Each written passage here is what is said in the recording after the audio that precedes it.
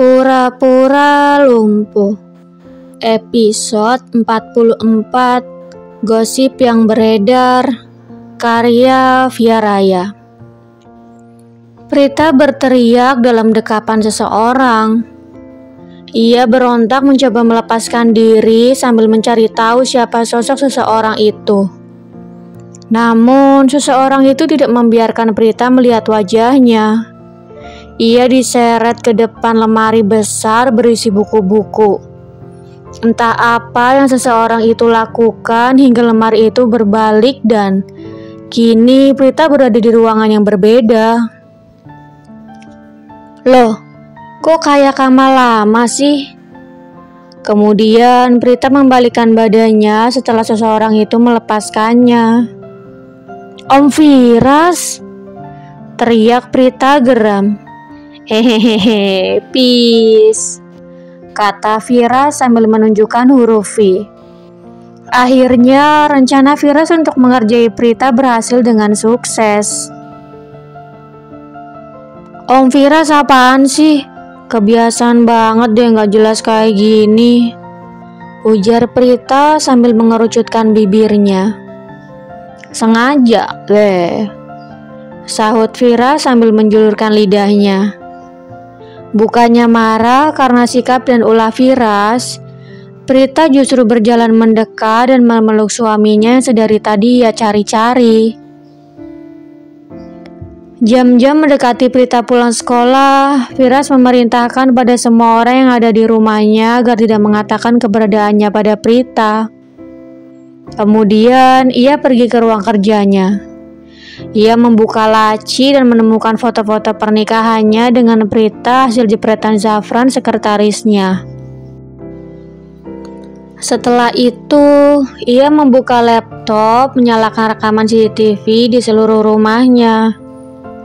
Ia melihat mobil Zafran masuk ke area pelatar rumahnya. Ia menyaksikan setiap adegan yang dipertontonkan, hingga Prita sibuk mencarinya. Ketika Prita hendak menuju ruang kerja, Firas bergegas bersembunyi di tempat rahasianya. Pokoknya rencana pembalasannya harus berhasil karena Prita sering sekali mengerjainya. Suara ketukan pintu tidak menyurutkan semangat Firas untuk membalaskan dendamnya. Jika Firas ingin melakukan pembalasan, lalu sampai kapan itu semua akan berakhir? Apa mungkin setelah itu Prita juga akan melakukan pembalasan lagi? Setelah melihat Prita masuk ke dalam, Firas tersenyum di tempat persembunyiannya. Ia merasa seperti anak kecil yang sedang bermain petak umpet. Sampai Prita lengah, ia mengendap-endap berjalan mendekat. Kemudian ia memeluk Prita dari belakang dan membekap mulutnya. Maafin aku ya Om, aku udah mikir yang enggak-enggak semalam. Aku pikir kalian mau. Ucap Prita terpaksa harus terhenti. Balas Firas. Kok em doang sih? Protes Prita. Terus aku harus jawab apa dong? Tanya Firas. Gimana ya? Abis percuma juga, kata Firas. Kenapa percuma? Tanya Prita sambil melepaskan pelukannya dan memberi jarak. Ia menatap Firas dengan kening yang berkerut. Ya percuma aja disayang-sayang. Lagian kamunya aja gak sayang sama aku, sahut Firas sambil memalingkan wajahnya seperti anak kecil yang sedang merajuk. Firas menunjukkan sifat kekanakannya. Ia hanya ingin meminta perhatian dari istri kecilnya yang semalam berani membuatnya gusar.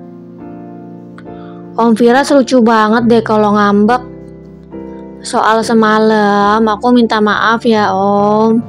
Aku sengaja ngerjain Om Firas buat balas dendam, kata Prita menjelaskan. Maksud kamu? Tanya Vira sambil mengernyitkan dahinya karena terlalu penasaran.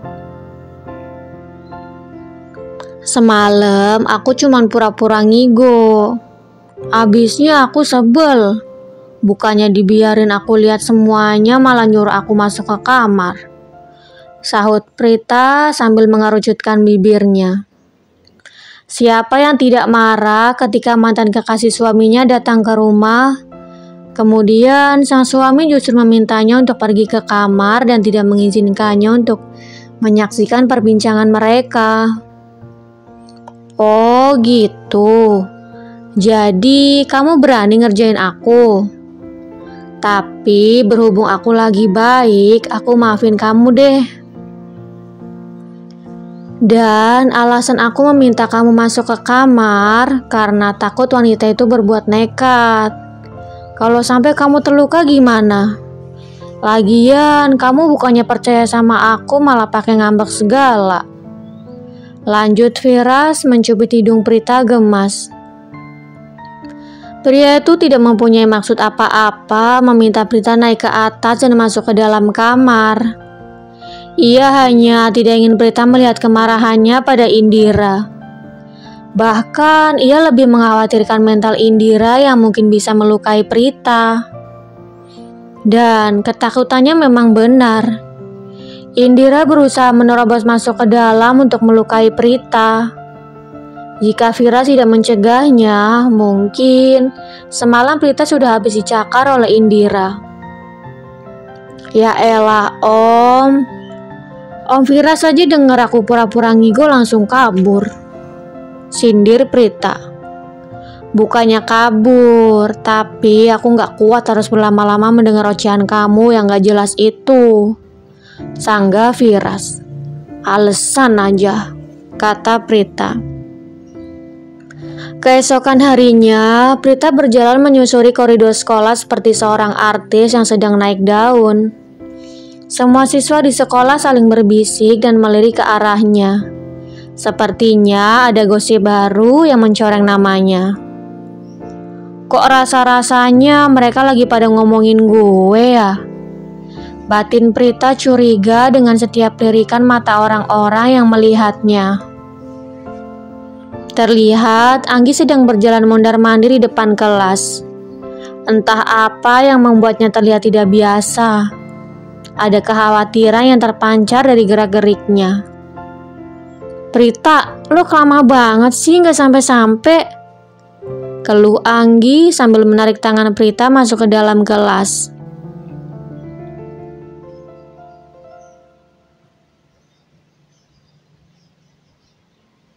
Bahkan setelah sampai di dalam kelas pun, semua tatapan mata teman-teman sekelasnya sama dengan tatapan mereka yang ada di sepanjang koridor sekolah.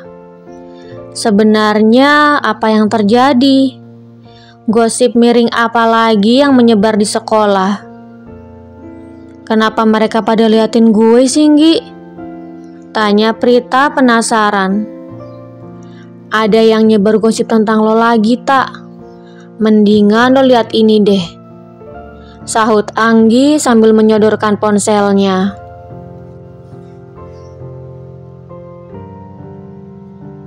Prita menatap serius layar ponsel Anggi. Matanya terlihat menyipit ketika membaca setiap detail tulisan yang muncul di layar itu. Iji gile, gosip apa lagi ini?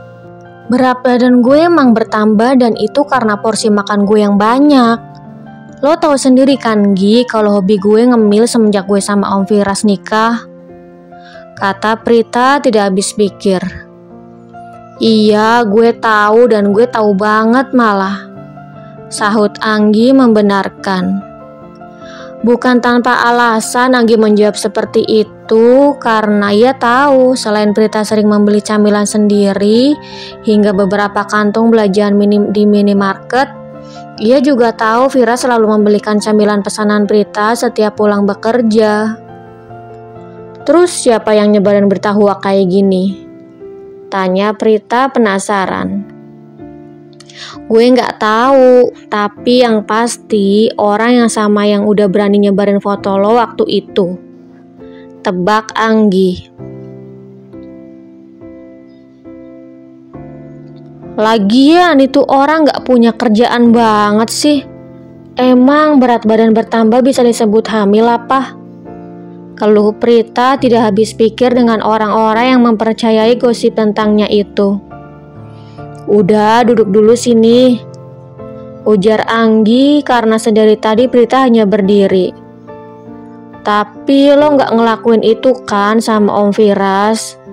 Bisik Anggi mendekat ke arah telinga Prita.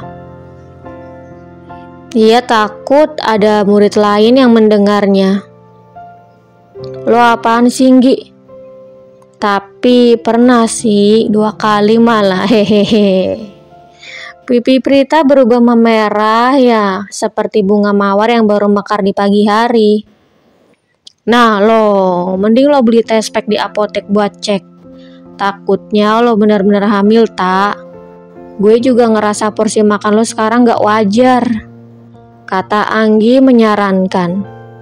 Selama ini porsi makan Prita memang banyak, tapi beberapa minggu terakhir porsi makan Prita 2 kali lipat lebih banyak.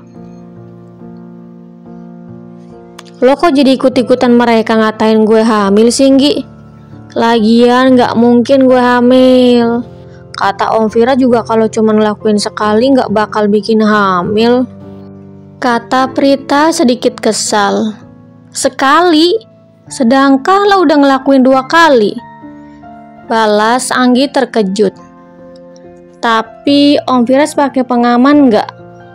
Lanjut Anggi bertanya untuk memastikan. Enggak, dia bilang gak bakal bikin hamil. Ya udah gue iyain aja. Aduh Prita, lo itu bego apa emang polos sih? Mau-maunya lo dibohongin sama Om Firas. Udah mendingan lo pulang sekolah nanti ke apotek beli test pack, kata Anggi tidak habis pikir. Deh ya lo, bikin gue takut aja. Gak mungkin lah Om Firas bohong sama gue, sangga Prita. Ya kali aja dia takut lo balik lagi ngejar Pak Irsyad, makanya dia bohong sama lo. Apa yang Anggi katakan memang benar. Firas berbohong karena ia sengaja melakukannya. Ia ingin mengikat Prita dengan hadirnya seorang buah hati. Dengan begitu, Prita tidak akan pernah berani untuk meninggalkannya. Mereka berdua sibuk berbisik, sedangkan penghuni kelas lain sibuk membicarakan Prita. Dan 2 orang yang di depan pintu kelas sibuk menertawakan keundahan hati si topik pembicaraan orang-orang.